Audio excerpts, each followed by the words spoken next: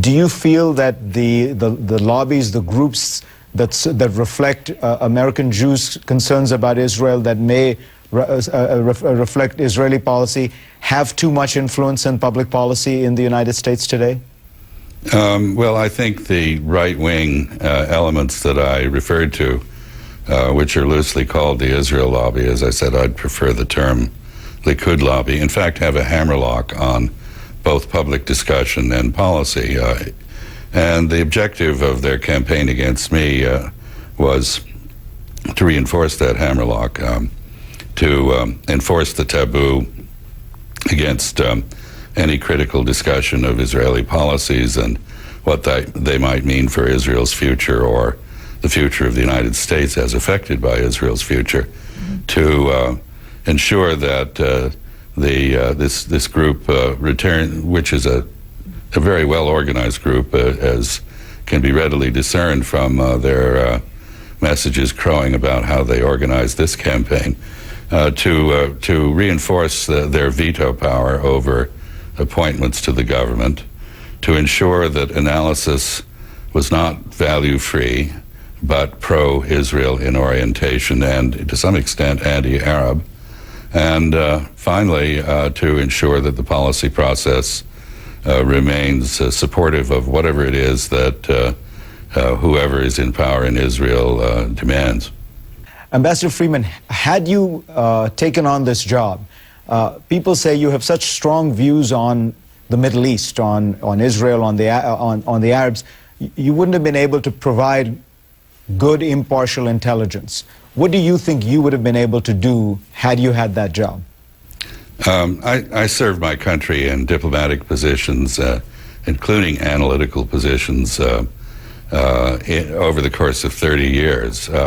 I know very well how to submerge my own opinion and to articulate the views of the collective, the organization, the government that I serve. I don't have any particular agenda with regard to Israel or any other issue. What I do have is an iconoclastic mind. I don't like people who assert things because they've heard them. They are the conventional wisdom, and I would have challenged people to produce evidence that what they were saying had some grounding in evidence. In other words, I think this business of that somehow how or rather an analytical job cannot be done by somebody with a critical mind is an oxymoron. What about China? One of the statements of yours that people bring up is a statement that you made about Tiananmen Square, in which it sounded like you were saying that the Beijing government was doing the right thing.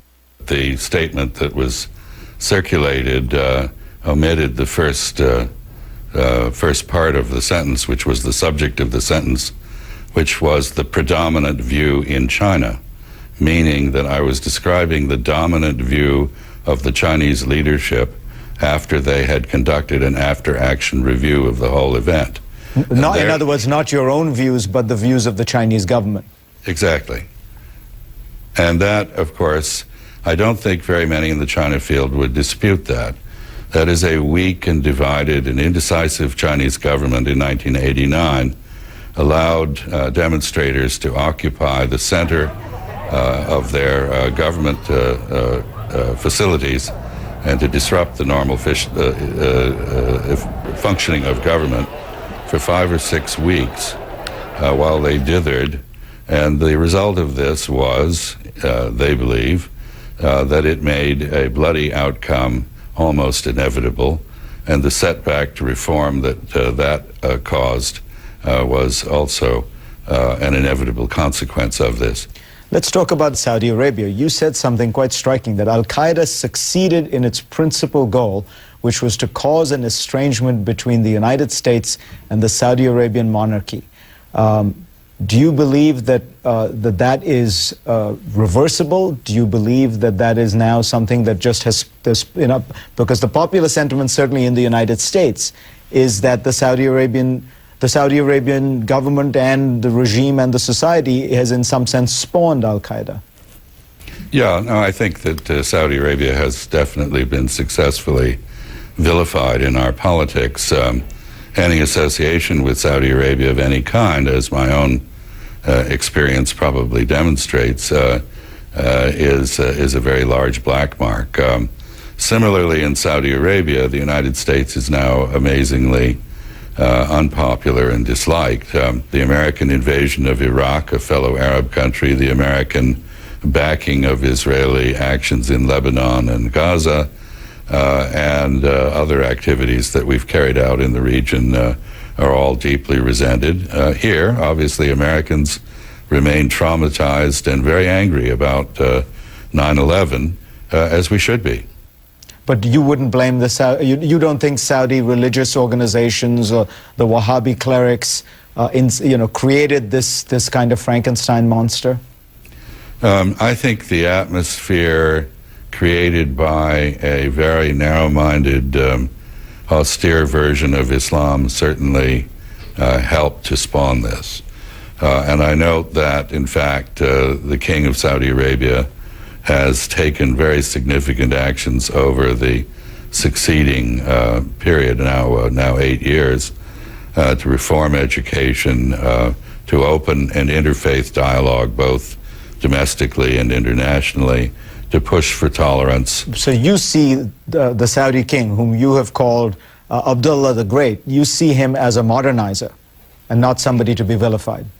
Very definitely. Just to consider, for example, what he did on Saudi Arabia's and the Arabs' policies toward Israel in the peace process would justify that epithet. He reversed decades of Saudi policy, which was that Saudi Arabia would be the last country to recognize and normalize relations with Israel.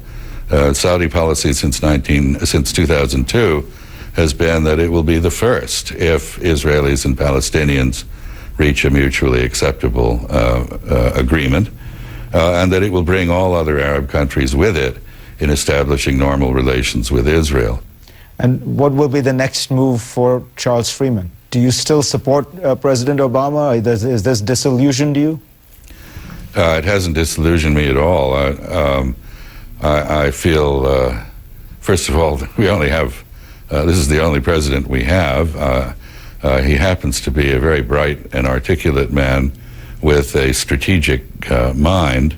And what we need more than anything is a strategic review of the policies that have brought us to the sorry pass in which we now find ourselves, not just in the Middle East, but in many other places as well.